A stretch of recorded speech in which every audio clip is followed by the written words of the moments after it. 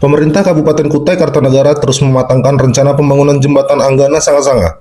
Hal ini dibahas dalam rapat bersama pemerintah provinsi di rumah jabatan Bupati Kukar. Kepala Dinas PU Kukar Wiono menyebut proyek tersebut masih dalam tahap perencanaan dan merupakan tindak lanjut atas arahan Bupati dan Gubernur untuk memperkuat kolaborasi. Pembangunan jembatan ini diharapkan mampu meningkatkan akses serta mendorong pertumbuhan kawasan ekonomi. Namun, proyek ini membutuhkan anggaran besar, diperkirakan mencapai 1 hingga 2 triliun rupiah. Saat ini, studi kelayakan tengah berjalan dengan 3 alternatif desain yang berbeda, baik dari panjang jembatan, jalan penghubung, hingga kebutuhan lahan. Seluruh opsi tersebut masih akan dibahas lebih lanjut sebelum ditetapkan sebagai rencana final. Hari ini Pak Bupati mengundang Bapak Kepala Dinas PUPR Provinsi untuk berkoordinasi terkait dengan rencana pembangunan jembatan Anggana Sanga-Sanga. Nah, ini juga menindaklanjuti arahan Pak Gubernur untuk bisa melakukan kolaborasi dan koordinasi dengan Pemkab Pendekatan Negara.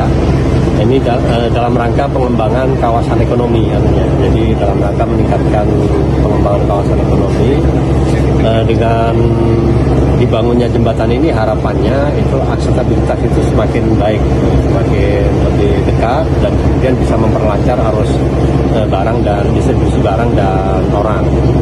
Ini masih dalam posisi perencanaan, karena nilainya cukup besar, itu hampir 1-2 triliunan pembangunannya itu, sehingga anggarannya kan cukup besar. Tetapi pemerintah dalam hal ini baik kabupaten maupun provinsi itu harus mendesain rencana ke depannya, bagaimana kawasan itu bisa berkembang dengan optimal.